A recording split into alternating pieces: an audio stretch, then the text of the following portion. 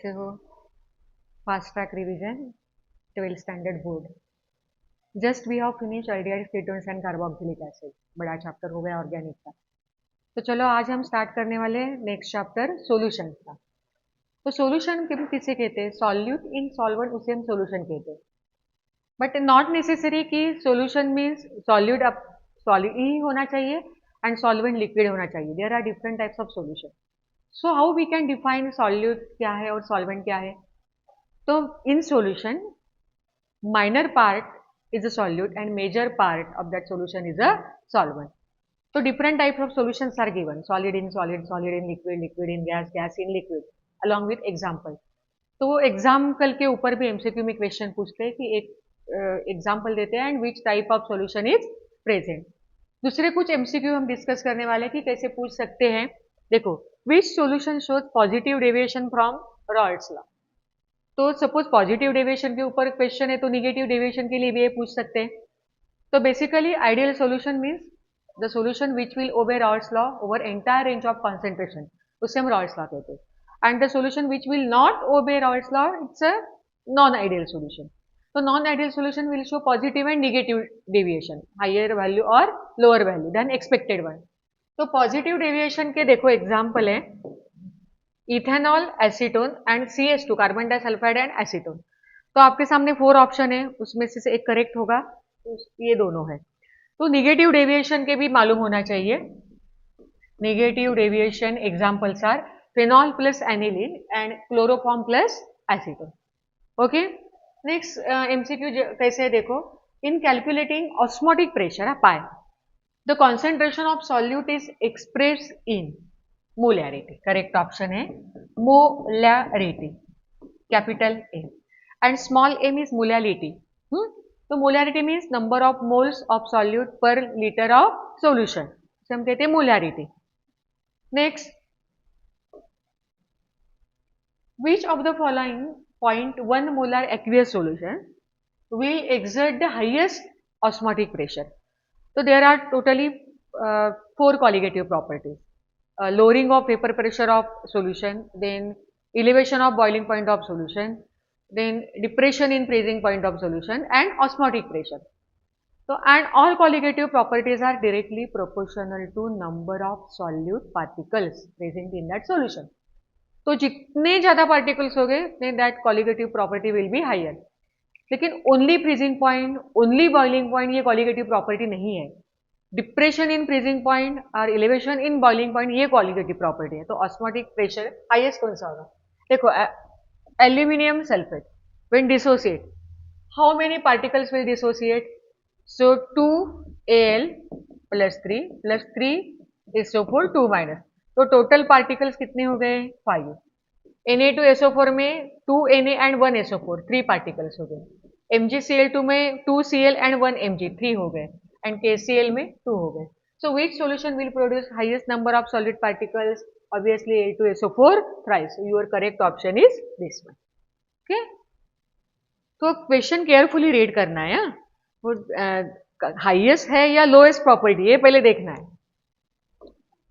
Next question solubility के relation में, state and explain Henry's law and how the solubility of a gas in water varies with temperature.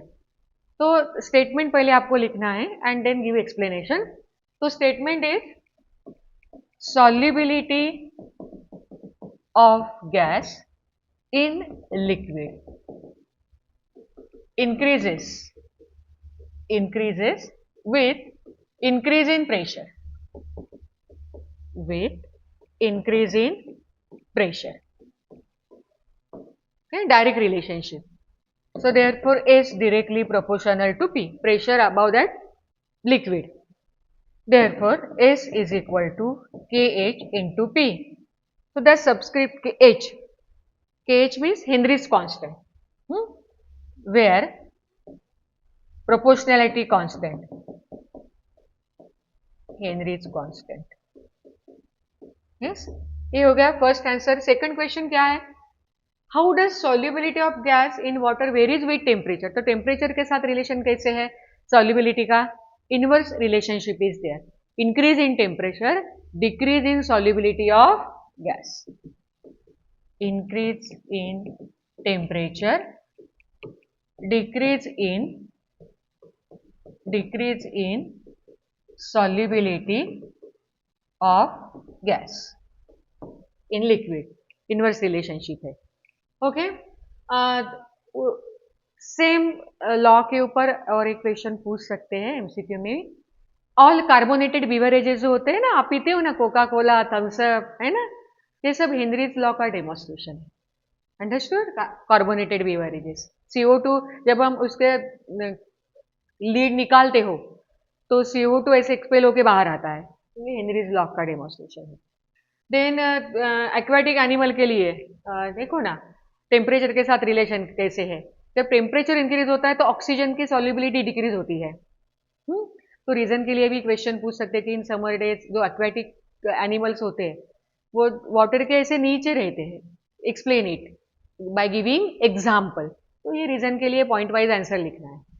चलो next, vapour pressure lowering. Vapour pressure lowering means आपके पास दो container है, एक container में pure solvent है और दूसरे कंटेनर में सेम सॉल्वेंट में एक आपने सॉल्यूशन बनाया है, adding some small amount of solute, non volatile solute. What will happen? Vapor pressure of that solution will become less, lower than that of pure solvent. उसे कहते हैं lowering of vapor pressure. तो point कैसे answer लिखना है? Point 1, lowering of vapor pressure, lowering of vapor pressure, P1 naught minus P upon P1 naught. P1 naught indicates vapor pressure of your pure solvent. P is vapor pressure of your solution is equal to delta P, delta means difference, upon P1 naught is equal to X2. यह है equation number 1. Okay, second point X2. X2 means mole fraction of solute. हाँ, उसके पहले आपको मुझे एक बात बताना है. अभी हम ये सब डेरिवेशन में और न्यूमेरिकल सॉल्विंग के लिए now we are going to use different terms, W1, W2, M1, M2, N1, N2. तो पहले ये हमें मालूम होना चाहिए उसका मीनिंग. तो सॉल्यूट एंड सॉल्वेंट, देखो ऑल 1 टर्म्स है ना, those are for solvent and all 2 terms for solute. तो W2, W1 given mass of solvent, mass of solute. Then M2, M1 molecular mass of solvent, molecular mass of solute. Then N2, N1 number of moles of solvent, number of moles of solute. The N2 हम कैसे निकालते हैं? Obviously W2 upon M2. And N1 कैसे निकालते हैं? Given mass W1 upon M1. And then mole fraction X2 is equal to N2 upon N1 plus N2, and here X1 is equal to N1 upon N1 plus N2. Mole fraction. Mole fraction का meaning क्या है? whatever component present in that solution, its contribution in that solution. वो कैसे निकालते हैं? number of moles of that component upon summation of number of moles of all components present in that solution. That's it. तो ये पहले याद रखना है. समझ गए? सॉल्वेंट के लिए ऑल 1 टर्म्स है, W1, N1, N1, X1. Solute के लिए W2 given mass, M2 molecular mass, N2 number of moles and X2 mole fraction. चलो X2 कैसे निकालेंगे हम? N2 upon N1 plus N2. Third point मैं यहाँ पे ही लिखती हूँ. थर्ड पॉइंट क्या आना चाहिए? As N1 is very much greater than N2 as solution is very dilute. Solution is very dilute. And याद रखो, colligative properties are applicable for only dilute solution. N2 is very. So we can put N1 plus N2 के लिए N1. तो equation बन जाएगा X2 is equal to N2 upon N1. Suppose ये है equation number 2. So X2 is equal to N2 upon N1. Okay? तो ये formula कैसे होगा?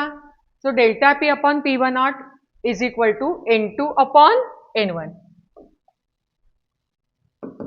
So delta P upon P1 naught is equal to N2 upon N1. चलो आगे. Number of moles as N2 is equal to M2 W2 upon M2 and N1 is equal to W1 upon M1।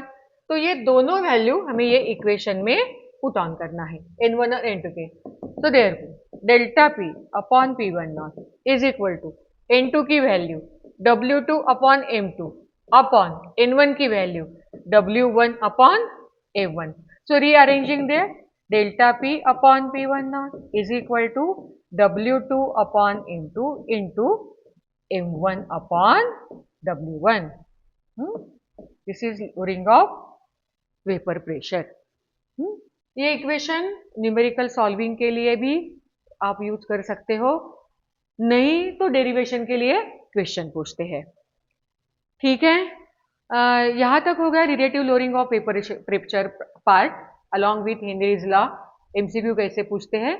Next part में हम देखने वाले boiling point elevation, depression in freezing point and osmotic pressure, ये तीनों colligative property कैसे होते हैं। सो सी you in next part.